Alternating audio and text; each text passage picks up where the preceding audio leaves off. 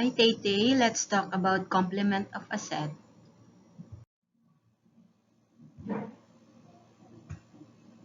Okay, Tay, the complement of a set. So when we say complement of a set, say this is the universal set and that is set A. Ang A prime ay ang lahat ng numbers outside set A.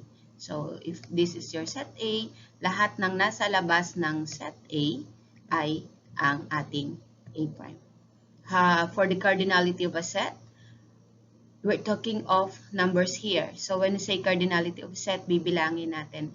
So what is the cardinality of A prime? So bibilangin natin ilan ang numbers ng nasa A prime. So to get that, you just have to subtract the numbers of the elements in the universal set minus the number of the elements in set A. Okay, so kunin natin tong example na to. Let us analyze example number 1 para mas maintindihan natin kung ano yung ibig sabihin ng cardinality of set. In this case, we are given a universal set. So pag sinabi natin universal set, lahatan, ano yung numbers ng lahatan na binigay sa atin? So let the universal set be a set whose elements are 0, 1, 2, 3, 4, 5, 6, 7, 8, 9. And then, say given that A is the set whose elements are 0, 2, 4, 6, 8. So let us also remember, when you are looking for A prime, tandaan natin, are the elements from the universal set, from here, ano yung mga elements na naandito na wala sa A. Sige nga, try mo nga, T. So, ibig sabihin, when you say, ang A prime, ano daw yung numbers na naandito sa universal set na wala sa A. Isa-isahin mo yan para mas maintindihan mo. Naandoon ba yung 0? So, may 0. So, hindi siya pwede. How about 1? O yun. Yung 1 ay wala sa A. 2, meron. 3, wala ulit. And then, you have 5, 7, and 9. So, let's see. Okay? So, ayun yun. Tatandaan mo na yung A prime, ang lahat ng elements na wala sa A. A prime, labas ng A. Ano yung mga elements nasa universal set pero nasa labas ng A? Ayun yung A prime. So, A prime now is, okay, 1, 3, 5, 7, 9. But we are looking for the cardinality of set. So, sabi ko kanina, when you say cardinality of set, ayun po yung number. So, bilangin mo lang. And therefore, the cardinality of set ng A prime po is 5. Why 5? Because you just have to count. 1, 3, 5, 7, 9. Ilang numbers yon? 5. So, that's it. Okay, so let us explore further. Okay, so in this given, the universal set is the set whose elements are 1, 2, 3, 4, 5. And set A here is given as 2, 4. And set B, ang elements niya is 1 and 5. Let us first find A prime. So how do you find A prime? Again, ano yung mga numbers o mga elements na nasa universal set at wala sa A? So titignan mo lang. So ano nga? Tignan natin. So A prime is 1, 3, 5 because these are the numbers or the elements na nasa labas ng A. So, for the cardinality of set, what is the cardinality of A prime? Bilangin mo, 1, 3, 5. Ilang numbers yan? Ilang elements yan? That is 3. How about B prime? So, just do that again. Ano yung mga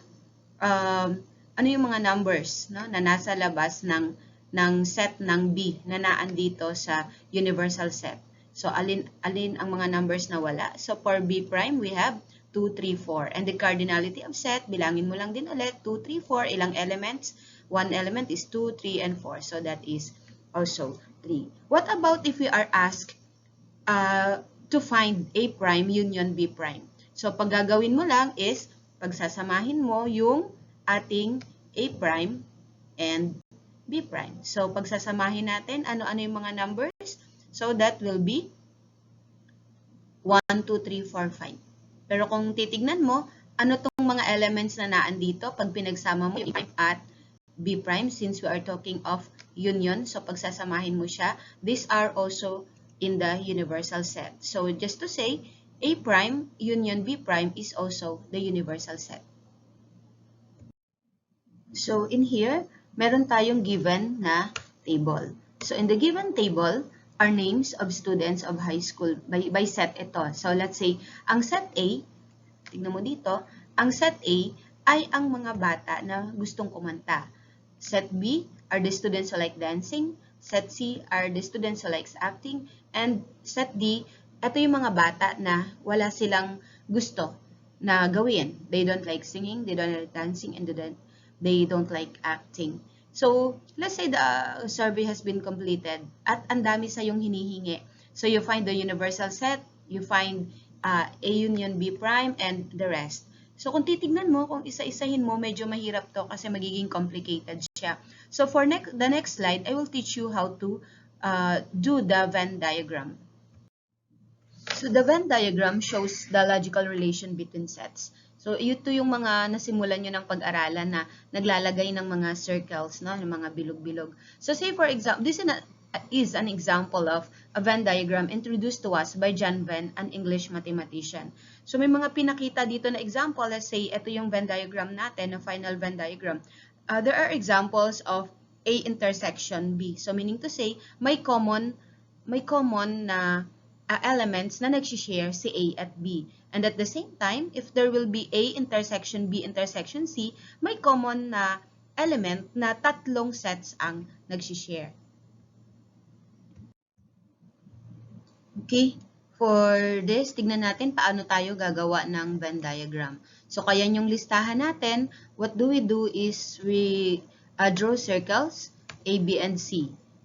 Nag-overlap ang A, B, and C kasi ito yung mga bata na may common, may gusto silang gawin. So, bakit si D ay nakahiwalay? Kasi ito yung set ng mga bata na walang gustong gawin. They don't like singing, dancing, nor acting. Next step, you have to list yung mga set, mga elements na nasa A. So, ilista mo lang yung mga bata na nakalista sa A. The same with B, C, and our D. So, what do we do next? Let us analyze. I-analyze natin ang set A and B lang muna. So, again, ang i-compare mo lang muna is set A and B. Mamaya na yung C. Per set lang para hindi tayo malito. So, let us start with Jasper. So, si Jasper ba ay nasa B? Yun lang muna. Ito lang munang dalawa. So, si Jasper ba ay nasa B? Wala. Si Faith ba? Wala din. Si Jackie? Wala din siya sa B. And si Miguel, wala din siya sa B, pero si Joel ay nandoon. So, ibig sabihin, ang set A and B, may common sila si Joel. So, anong gagawin natin kay Joel? Ilista natin si Joel sa circle na kung saan nag-overlap ang set A and set B. Okay, let us now go to C. Pagdating sa C, dito tayo unang mag-a-analyze si Jackie. Si Jackie ba, makikita mo ba si Jackie sa set A? Yes. Andito si Jackie sa set A. So, ilista mo siya sa kung saan nag-overlap ang set A and set C.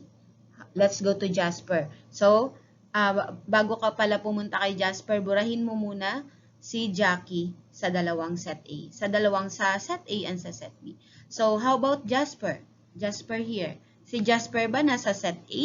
Opo. So, kung nasa set A si Jasper, tignan mo rin sa set B, pero wala naman doon si Jasper. So, doon din siya katulad ng nakalista kay Jackie. And then, you erase Jasper, you erase Jasper. Okay, dito na tayo kay Ben. So, si Ben ba ay nasa A? Wala si Ben sa A, wala din siya sa B. So, it's okay. How about Joel? Si Joel kasi is nagamit na natin kanina. Nandito si Joel. Pero again, nalista ulit si Joel dito. Dito tayo pupunta ngayon sa kung saan ang set A, B, and C ay nag-overlap yung loop nila. Nag-share sila. Kasi si Joel likes singing, at the same time, he likes dancing, and at the same time, he likes acting. So, saan siya mapupuntang loop? So, saan mapupunta si Joel? Doon na si Joel. Kasi nga nag-overlap sila. And then, ang gagawin natin, erase natin si Joel sa C at erase natin si Joel doon sa set A, kung saan sila nag-overlap. So, ayan na yung ating bagong listahan ng ating Venn diagram. Okay? How about in this slide? So, nakagawa na tayo kanina. Ito na yung picture natin kanina. Ito na siya. So what do we do? Pag tinanong sa atin, how do you find the universal set? Ililista mo lang lahat in alphabetical order.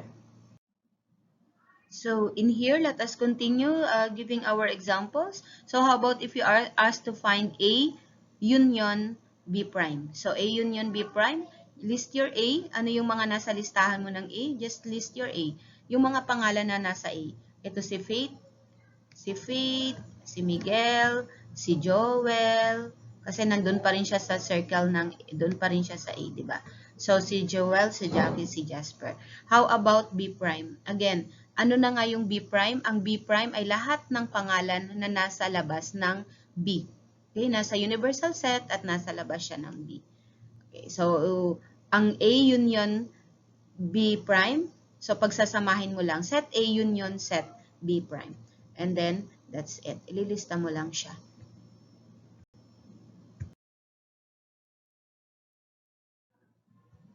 Okay, so in this case, let us find B union D. Pagsasamahin mo muna yung B union D prime. No, as you remember kanina nung sinabi kong, how do we look for prime? Simple lang yon. So, ano yung nasa labas ng B at D? Pagsasamahin mo yung B at D at ano yung nasa labas nun, ayun yung sagot. So, let's see. I-cover na lang natin yung B at D. Dahil pag sinabi namang prime, ano yung nasa B at D na nasa universal set? Kung yung ating rectangle ay ang universal set, ano yung mga pangalan na nasa labas? So, ayan na. Dahil nakita mo na at ginamit natin yung Venn diagram, ililista mo lang lahat ng pangalan na naiwan. So, sila si Faith, si Miguel, si Jackie, si Jasper, at si Ben. Ilista mo lang. Okay? So, that's it, Tay. Message lang po kung kailangan mo pa ng further clarification. And next week, I'll be giving you, my partner will be giving you the video on problems.